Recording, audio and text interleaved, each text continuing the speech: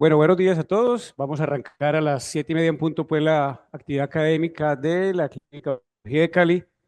Hoy vamos a hablar de un tema muy interesante que es el resultado del manejo integral de pacientes con retinopatía diabética, pero con un seguimiento a largo plazo. Esta presentación está hecha en conjunto con Oriana. Por acá la ven, creo que aquí los compañeros la recuerdan. Adela Javeriana, ahorita haciendo fellow de retina en México en la PEC. Pero además Oriana es epidemióloga, entonces fue de gran utilidad para hacer esta presentación y mostrar resultados de algo que siempre hacemos nosotros aquí desde hace muchos años, pero era muy importante objetivarlo con alguien que tuviera el conocimiento para hacerlo. Empecemos hablando de la diabetes. La diabetes es una pandemia. Todos sabemos pues que en la medida que pasan los años, el número de diabéticos en el mundo va a ir en aumento. Se espera que para el 2030 haya 578 millones y 700 millones para el 2045. Vámonos solamente para Latinoamérica. 700 millones en el 45, vamos a aportar a nivel de Latinoamérica casi 50 millones de pacientes diabéticos. Y eso es un gran problema porque sabemos lo que hace la diabetes en todos los órganos o en muchos órganos del cuerpo. Cuando uno le pregunta a los pacientes diabéticos qué es lo que más les preocupa como órgano blanco, la mitad de los pacientes dicen no quiero quedar ciego. Un 21% problemas cardiovasculares, un 11% problemas renales, problemas hematológicos, amputaciones. Pero curiosamente, la mitad de los pacientes que nos dicen no quiero quedar ciego no vienen a consulta. O cuando uno los atiende, pues ellos como que no se preocupan mucho por seguir las recomendaciones que nosotros hacemos.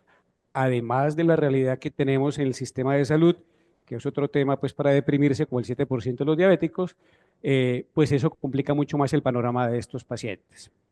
Ahora, ¿qué tenemos nosotros para ofrecerle a los pacientes?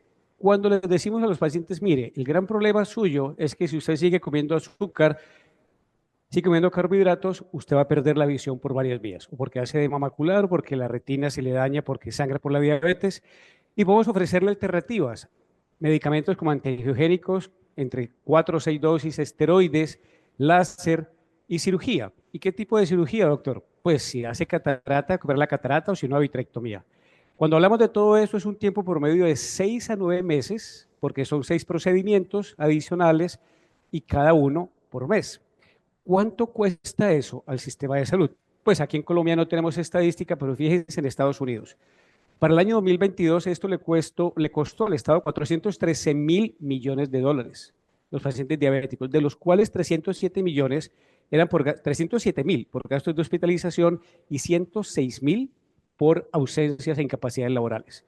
Entonces estamos hablando de una situación muy, muy compleja y por una enfermedad que es, si no prevenible, ¿dónde está la cámara? Ah, si no es prevenible, es manejable. Y fíjense que entre el 2012 y el 2022 se incrementó en un 35% el costo de estos gastos secundarios en una enfermedad que es la diabetes. Ahora, cuando uno se va a la academia y la academia le recomienda a uno cuándo operar, y aquí están las guías de práctica preferida de la academia, dicen, operen cuando haya hemorragia vítrica persistente, y pongo en rojo el persistente.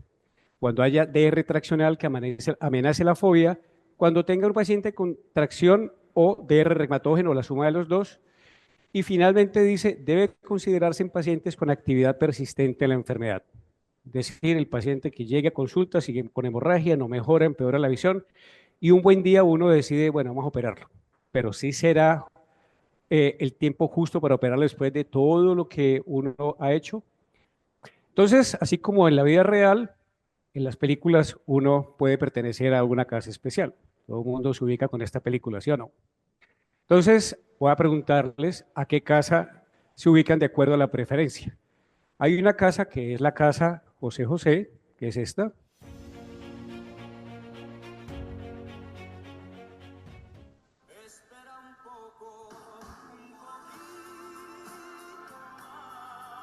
Entonces, los de la casa José José deciden esperar a que el paciente sangre y no mejore y no mejore, y un buen día deciden operar. Pero hay otra casa, que es la casa que se llama Rodríguez. hagas esperar, mami, que esperar me hace daño. Mis ojos te lo dirán. Entonces, los que pertenecemos a la escuela o a la casa de Tito Rodríguez no queremos esperar porque el mismo cantante lo decía, esperar me hace daño. ¿Y quién lo va a decir? Mis ojos te lo dirán. Estos pacientes diabéticos que no se controlan, que no son manejados adecuadamente, que se hace un tratamiento muy pausado y muy progresivo, finalmente terminan con una evolución que no puede ser tan chévere como uno quisiera. ¿Y cuál es la explicación fisiopatológica de esto? Acuérdense que el paciente tiene un vitrio, el paciente diabético, un vitrio mucho más adherente, y ese vitrio adherente, pegajoso, proporciona un microambiente para que se acumulen todos esos radicales y proteínas que van con el VEGF, el fosfatidilinositol difosfato, el fosfato inositidina 3 quinasa y la quinasa activada por mitógenos. Estas son responsables de los neovasos, las hemorragias, el DR traccional. Como están allí ubicadas con el VEGF, sabemos que existen medicamentos llamados anti-VEGF. Entonces, uno inyecta el anti-VEGF, baja la concentración de VEGF, bajan estas proteínas y por tanto bajan los neovasos, las hemorragias y el DR. Pero el diabético sigue descontrolado. Si sigue con su mal manejo, el VEGF vuelve y sube, entonces yo vuelvo e inyecto. Si no lo hago, esto vuelve a aumentar nuevamente y lo que se había mejorado, la ausencia de neovasos, las hemorragias, el DR traccional, esa amenaza vuelve y aparece y el paciente que estaba contento, si se descuida, vuelve y se empeora. Entonces, estamos supeditados a estar inyectando a estos pacientes con antiangiogénicos si no se controla la enfermedad metabólica. ¿Qué podemos hacer?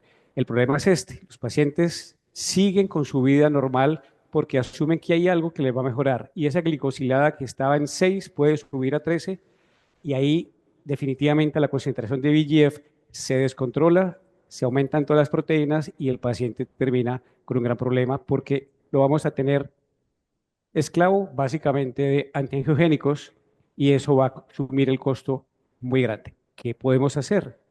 ¿Qué tal si sacamos el vitrio que tiene toda esa concentración de proteínas, si una vez aplicamos láser y si sacamos la catarata, porque o ya la tiene, los diabéticos hacen catarata más sencillamente, o la van a hacer en algún momento?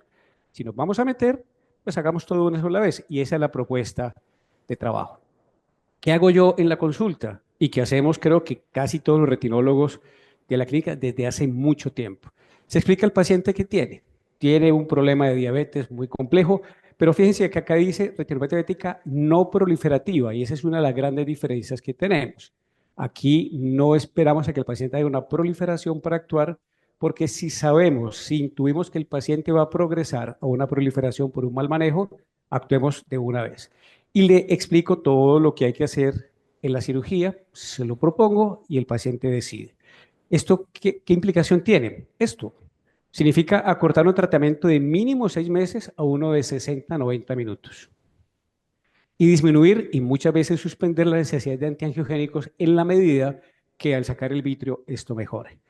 Y ese es el plan quirúrgico que uno le pone a estos pacientes. Digamos que ese es el plan estándar con algunas variaciones que siempre tendremos de acuerdo al paciente.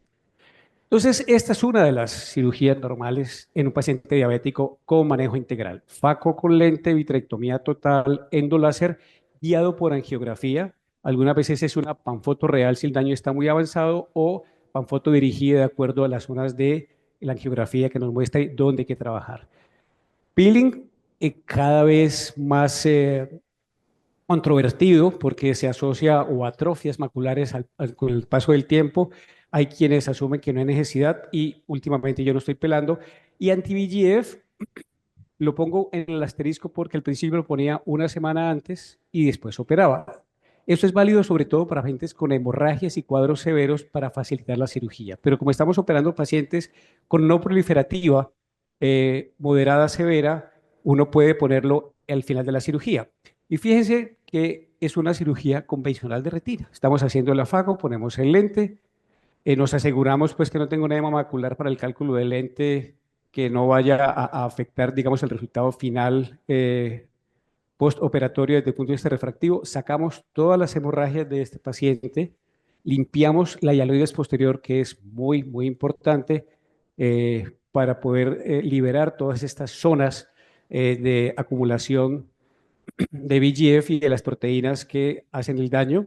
Hacemos la endopanfotocoagulación respetando las zonas de la mácula y esto lo hacemos en un solo tiempo quirúrgico, evitándonos la visita de los pacientes a una sesión de láser, 2 sesiones de láser, 3 sesiones de láser. Estamos quitando el vitro totalmente, ahí estamos respetando por lo posterior. Esta es una paciente con una no proliferativa severa, una capsulorhexis central posterior, para dejar ya despejado el centro visual y evitarse pues una capsulotomía con Jack posteriormente. Inyectamos el antiangiogénico. Este es el procedimiento quirúrgico que se le hace a sus pacientes diabéticos. Este es un...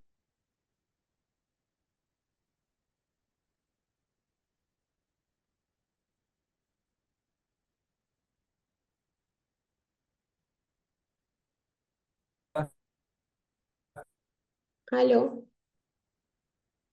No se escucha. no se escucha, creo que se cayó.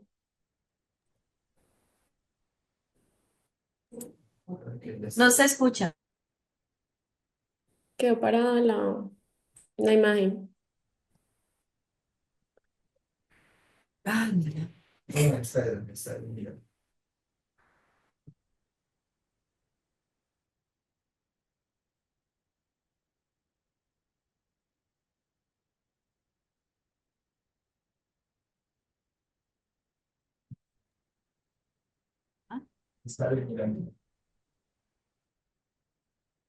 Ya están revisando. Ok, Acá. ¿Ya? Ok, pero yo sí quiero saber desde dónde se cortó el audio para hacer un resumen ejecutivo y no perdernos en la charla. terminando la cirugía.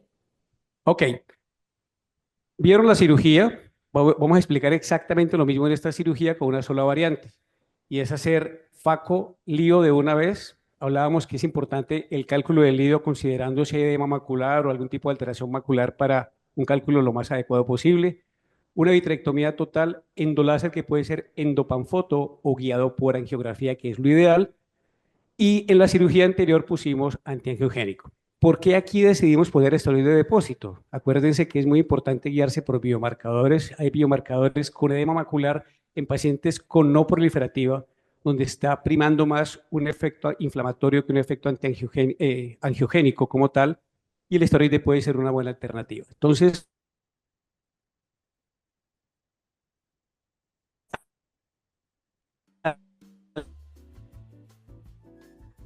la cirugía es un poco menor porque tenemos el Ingenuity en mantenimiento, por fortuna ya está otra vez en circulación, y hacemos exactamente lo mismo. Fíjense que yo pongo el trocar sin poner la cánula, y tiene una razón muy simple, es que cuando yo hago una cirugía de, de vítreo o de catarata mejor, cuando voy a poner el trocar el ojo ya está más blandito. Entonces, para no pelear con un ojo blandito, es más práctico poner el trocar de una vez, hacer la cirugía de catarata y yo simplemente ya pongo la cánula sin estar haciéndole mucha presión al ojo. Es simplemente una alternativa que facilita al final la cirugía sin estar haciendo presión al ojo. Esa es la razón por la cual se pone el trocar inferotemporal sin poner la cánula escleral todavía. Supremamente importante en todos los pacientes, independiente de la patología, una valoración de la periferia con indentación. Y en este caso particular es muy interesante porque es la paciente que, como le pusimos el Osurdex, al final le vimos un desgarro en la herradura superior. Y eso lo vimos haciendo la indentación con el indentador durante la cirugía. Y eso implicó que le pusimos gas en vez de dejarla con líquido. ¿Cómo va a funcionar el Osurdex sobre el gas? Vamos a verlo con la evolución, pero ahora les voy a mostrar esta paciente. Fíjense la fecha, no tiene más de 15 días este caso. Ahí está el Osurdex. Y otra cosa importante, ustedes pueden frenar la salida del implante con la pieza de mano para que peguen la pieza de mano y caiga mucho más suave al ojito. Ahí estamos haciendo el intercambio líquido-aire. Abril 24, estamos a un mes más o menos de esta paciente, ¿verdad? Ahí se ve el implante y estamos cerrando este ojito ya para terminar la cirugía. Muy bien. Esto de ayer. Fíjense cómo en un solo tiempo quirúrgico se soluciona todo el problema del paciente. El Ozurdex está por acá abajo, no lo pudimos coger. Y no hay en teoría zonas de no perfusión, no hay neovasos, está cubierta y tiene un poquito de edema macular todavía por acá en resolución. ¿En cuánto tiempo? 60, 90 minutos. Resolvimos el problema del paciente y ya sacamos su catarata, pusimos el lente y todo. Ahora, ¿qué dice la gente alrededor de esto? Esto aquí no nos lo inventamos, esto lo hacen muchos, pero no publicamos lo que estamos haciendo y ya estamos en vía de empezar a hacerlo de forma masiva. Una de las referentes más importantes es la doctora Berrocal y su grupo, donde cuando uno va a los congresos de retina, ella es como el referente de los pacientes diabéticos en manejos quirúrgicos. Y fíjense lo interesante de esta publicación de la doctora Berrocal. 64 pacientes que vivió entre menos de 50 y más de 50 años y que les midió mejoría visual y procedimientos adicionales. Y los comparó entre el grupo de vitrectomía temprana y manejo convencional, que es todo lo que hablamos ahorita. Fíjense lo interesante. Los pacientes menores de 50 años, los que hicieron la vitrectomía, el 89% mejoraron visión versus 25% de manejo convencional. Y un porcentaje menor de pacientes con vitrectomía requirieron procedimientos adicionales, 72% manejo convencional versus 60% en vitrectomía. En mayores de 50 años la diferencia no es tan marcada, de hecho la separación es muy similar. 86% de los pacientes mayores de 50 años con vitrectomía mejoraron visión versus 30% de los pacientes con manejo convencional. Y 69% del manejo convencional requiere procedimientos adicionales. No encontramos este dato, ahorita lo corroboramos con Oriana, pero no encontramos el porcentaje de pacientes que requieren procedimientos adicionales en el artículo. No es la única publicación que hay. Ustedes encuentran en la literatura muchos artículos y muchas publicaciones referentes a la importancia o al valor que tiene la vitrectomía temprana, pero de algo muy particular, secundario de retinopatia proliferativa. Aquí siempre están esperando que el paciente prolifere para actuar.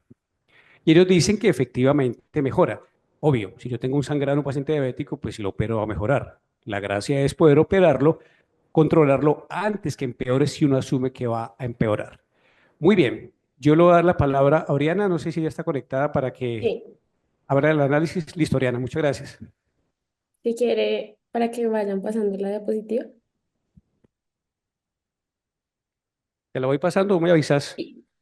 Dale. Entonces, primero hicimos como una pequeña pesquisa de algo que ya se sabía, o sea, de algo que ya se tenía la teoría de que se hace mucho en la clínica y es entender este paradigma de hacer primero la vitrectomía antes de dejar progresar la enfermedad. Hicimos un pequeño sondeo, tomamos 9 pacientes. De estos 9 pacientes tenían una retinopatía diabética no proliferativa. Aquí es importante que no teníamos la indicación tradicional que comentó el doctor de las guías y previo a la cirugía se le aplicó una dosis de anti-VEGF. Entonces, ¿qué tenemos en estos pacientes importantes? Tenemos algunos que ya tenían afectación macular. Entonces, algunos tenían MER, otros tenían ya edema macular y otros ya con edema macular con quistes intrarretinianos importantes. Dale la otra.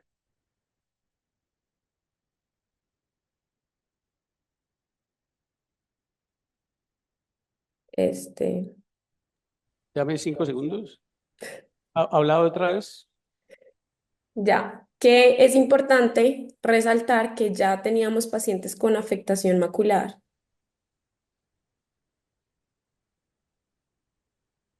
Y entonces, ¿qué hicimos? Se siguieron, estos 9 pacientes tuvieron una mediana de seguimiento de 8,3 años, el mínimo fue de 2 años, que aún así fue un seguimiento importante, y el máximo fue de 10 años.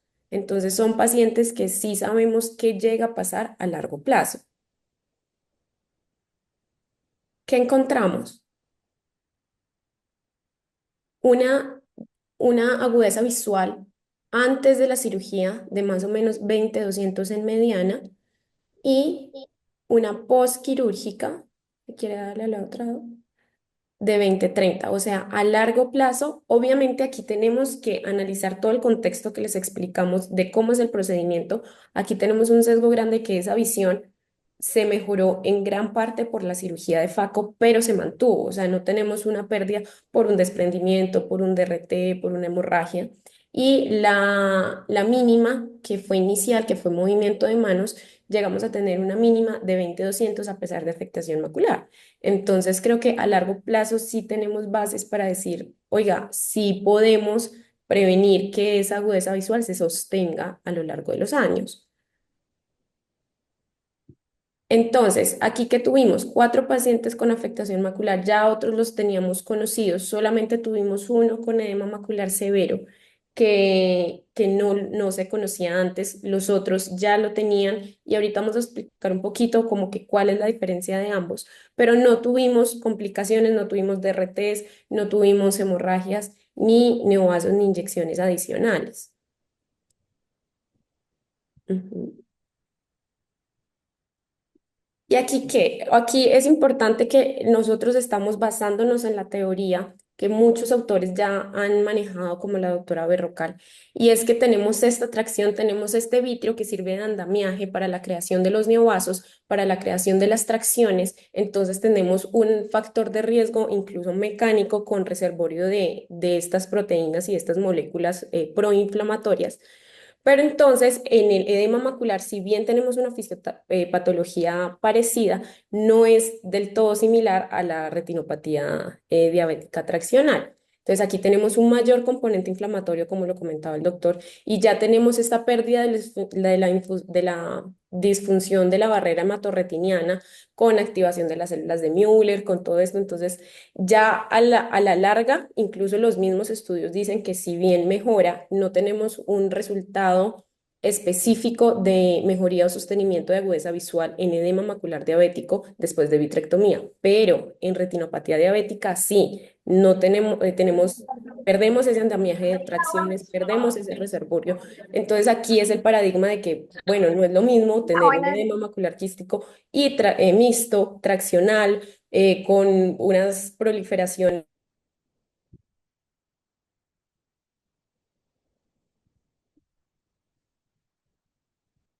¿Se nos fue, Oriana? ¿Se fue la voz de Oriana? Doctora, les fue la voz.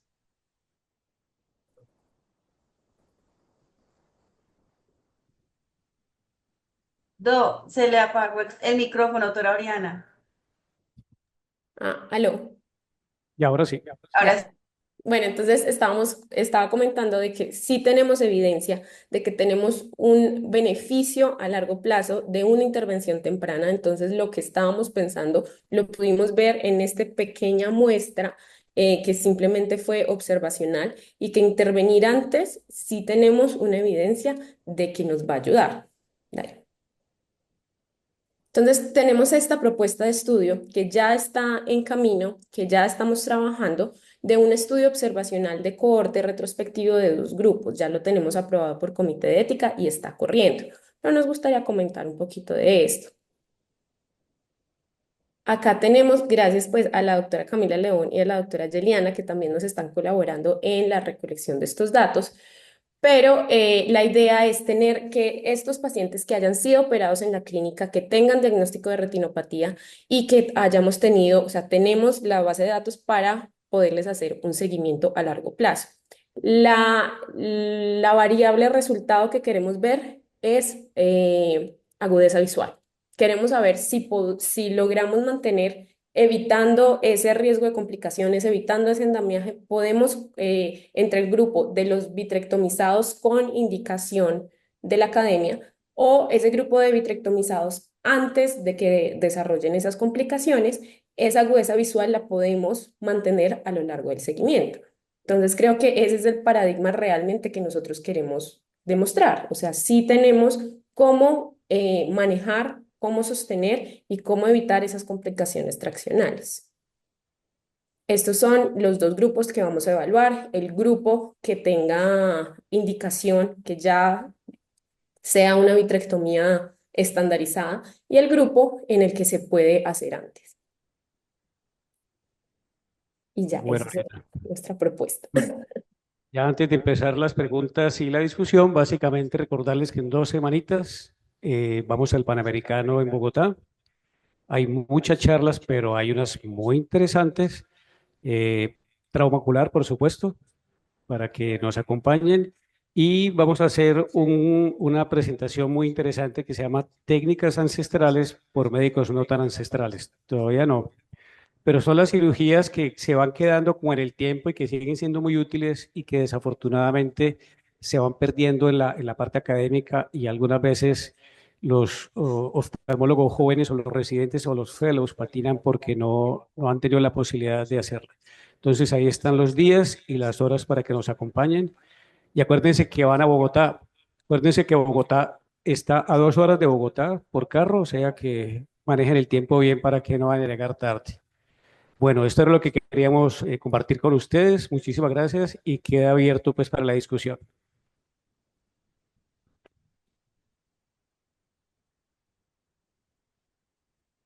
No sé si hay preguntas aquí, profe, o ahí está el micrófono, profe.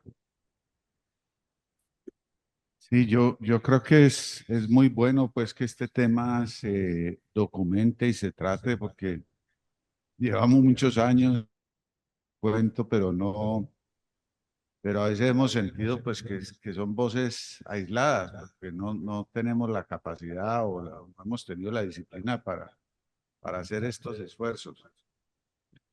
Esto parte de que cuando aplicábamos el criterio tradicional, las indicaciones clásicas de vitrectomía, inclusive la indicación clásica de Panfoto, la que está en todos los textos. Y usted veía a un paciente y decía, no, pues es que no tiene criterios para tratarlo. Y era un paciente de un EPS y le decía, vuelve en 3 meses o vuelve en 6 meses y volvía a ver al paciente a los 2 años y estaba ciego, con un desprendimiento traccional y ya prácticamente inoperable.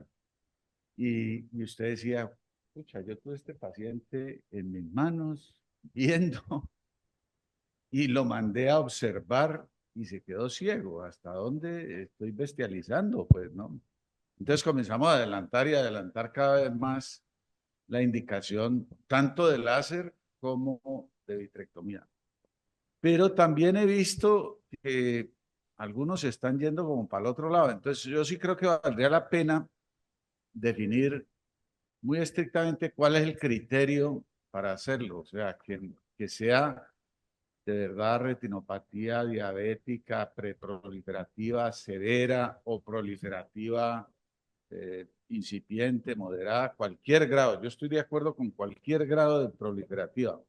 Ustedes saben que en los libros y en los textos hablan de que la proliferativa tiene que tener ciertas características para ser tratada con láser.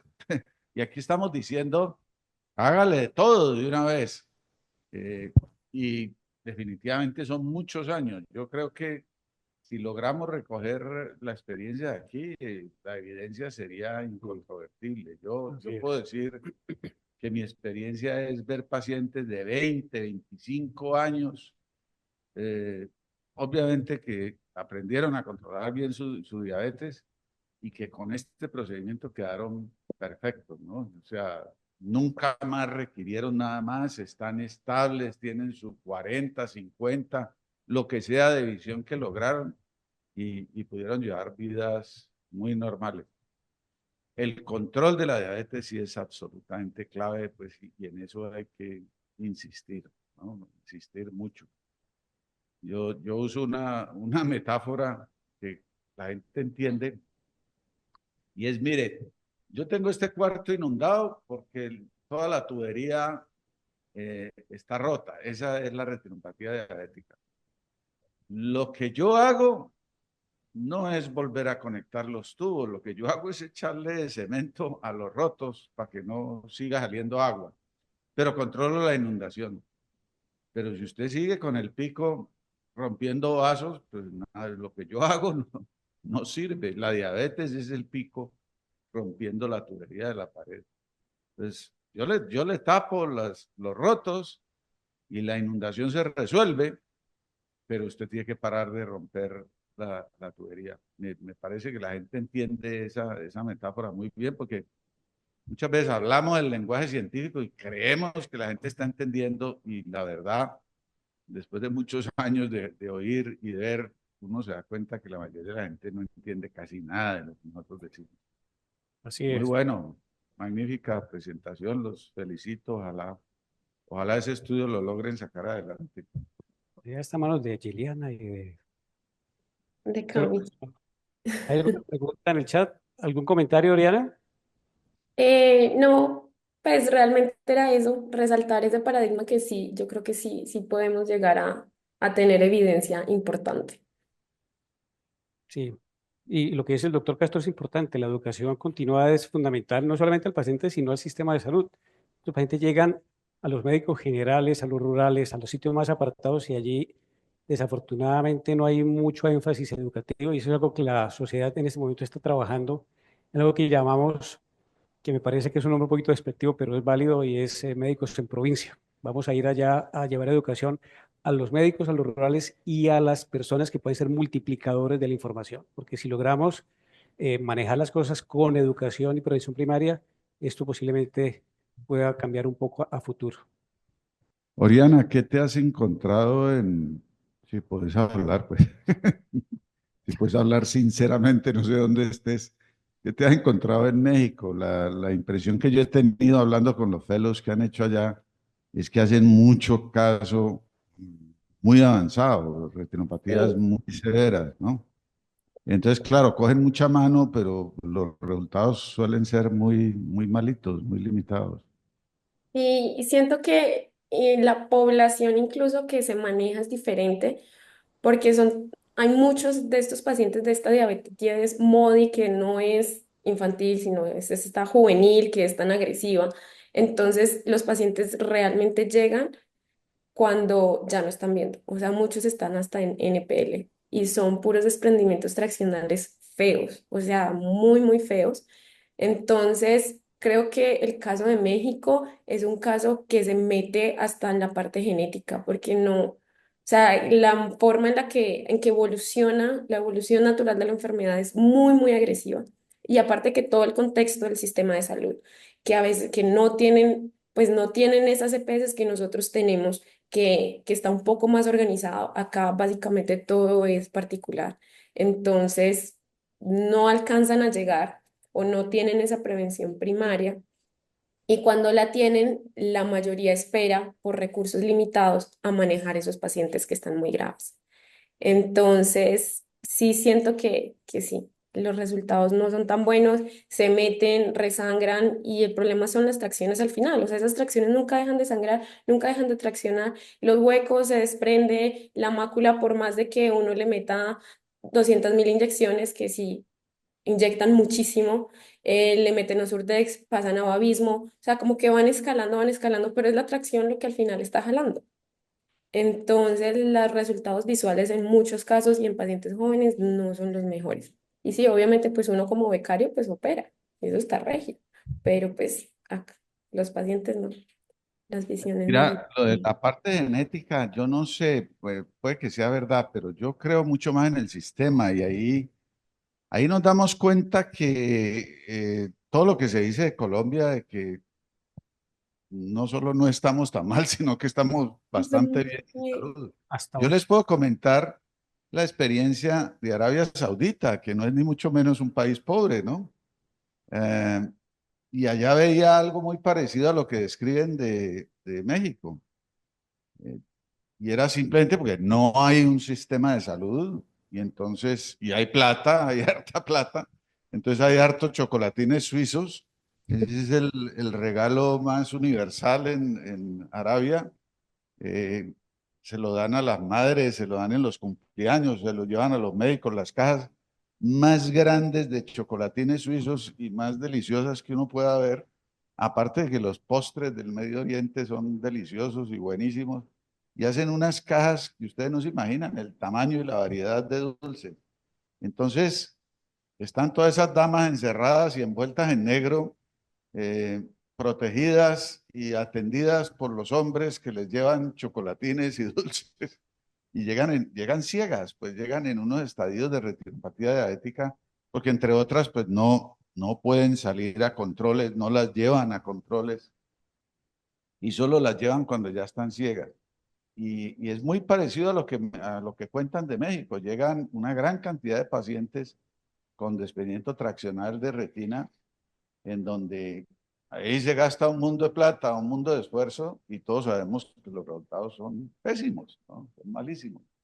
Entonces, el control de la diabetes, con todo lo que nosotros criticamos aquí, que está mal hecho y que los médicos no lo hacen bien, pues es mucho mejor que en muchos otros países. Y eso hace que los grados de retinopatía diabética que nos llegan, no haya tanto paciente tan malo. Y eso, los que tenemos ya añitos, hemos visto el cambio. O sea, cuando yo empecé la práctica, era muy parecido a lo de México. Casi todo diabetes que uno veía en consulta eran ojos perdidos. Hoy en día no. Hoy en día se puede hacer este estudio, precisamente porque ves mucho paciente que no está tan serio y en donde uno dice, pues si intervengo rápido, como dice Hugo, es una intervención de 1 hora, 90 minutos y el paciente quedó solucionado para el resto de su vida, ¿sí? Sí, si Una necesita diferencia algo es muy muy grande. puntual, de Es una acuerdo. diferencia muy grande con todo el otro cuento, métale 50 inyecciones, hágale 4 láseres y finalmente cuando le hace la catarata, después hace todas las hemorragias vítreas y todas las complicaciones. Es un manejo realmente muy inadecuado. Yo creo que este, sin duda, vamos a poder probar. Bueno, Este es el vamos a ver. manejo. Denise, ¿tiene la mano levantada? Sí, Doc, gracias.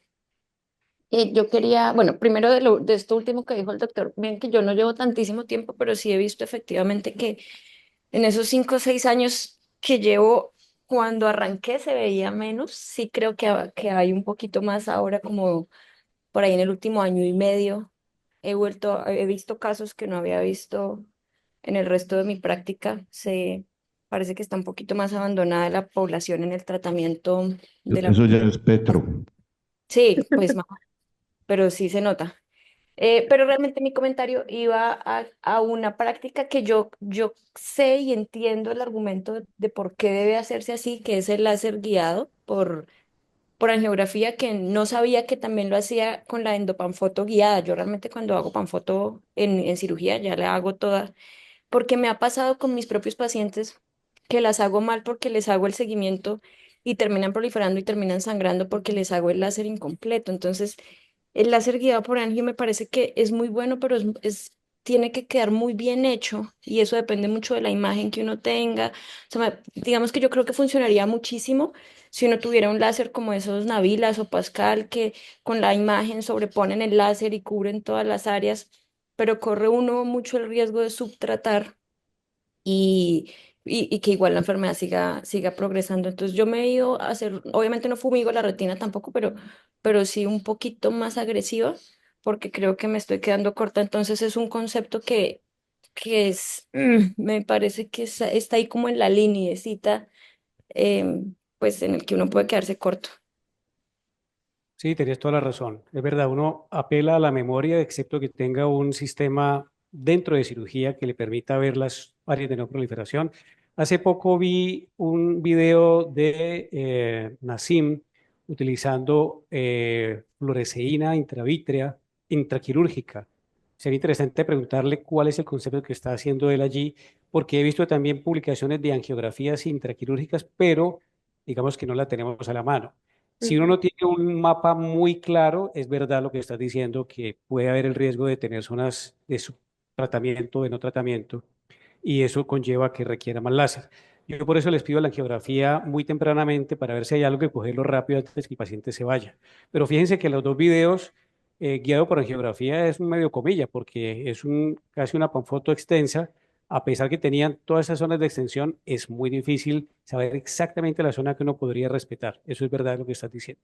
Lo comparto. Yo ahí tengo una observación y es que en la medida en que eso se hace, o sea, en la medida en que uno hace eh, láser guiado por angiografía, uno va aprendiendo a ver Exacto. cuál es la retina Pálida, isquémica y cuál es la retina sana. así es. Y en cirugía uno tiene la gran ventaja de que quitó el cristalino, quitó la hemorragia y está viendo muy bien, puede hacer todo el zoom que quiera. De pronto con los sistemas de visualización indirecta, la nitidez no sea tan buena como con los sistemas de visualización directa o la magnificación no sea tan buena. Pero pues uno aprende a distinguir la retina sana por el brillo, por la ausencia de palidez, por las mismas lesiones, los microaneurismas, las anomalías vasculares.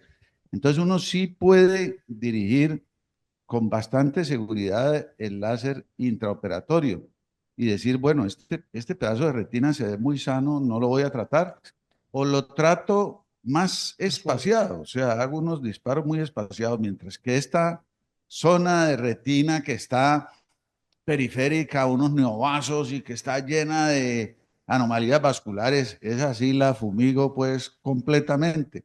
Entonces, yo casi nunca hago tratamientos de láser pues militares en fila, uno igual a la otro, y iguales distancias, sino que mis tratamientos de láser se ven más intensos en unas zonas, menos en otras, pero sí lo que pasa es que muchos de estos pacientes que llevamos a cirugía, pues ya están muy jodidos.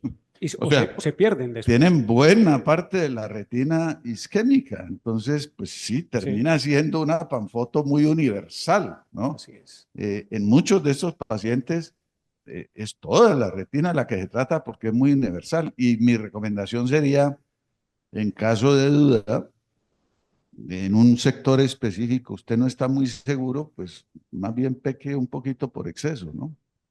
Pero lo que sí es que el láser Hiroshima, que yo he llamado el láser de disparos intensos, Ajá. contiguos, en donde se borre la retina, yo no creo que sea necesario ni se justifique. Y a Yo, futuro te- eso, yo tengo es muchísimos, atrofias. muchísimos años viendo pacientes con láseres que a veces cuesta trabajo ver que se le hizo láser, o hay sectores de la retina que cuesta trabajo ver que han sido tratados y están estables y no necesitan pues esos borramientos de retina tan tremendos que algunos creen necesarios y que limitan tremendamente el campo visual del paciente cuando son tan Así agresivos, ¿no? es. Bien. Bueno, no sé si hay más preguntas, Blanca. Creo que no, ¿verdad? No, doctor. El auditorio. Ah, Manuela, ¿está que se habla o no? ¿No? Bueno, pues muchísimas gracias a todos. Ori, muchísimas gracias por tu apoyo en el estudio, por tu participación y nos vemos pronto en Bogotá. Muchas gracias a ustedes. Yo feliz de estar conectada acá todavía. Bueno, feliz fin de semana para todos. Gracias. Bueno, chao.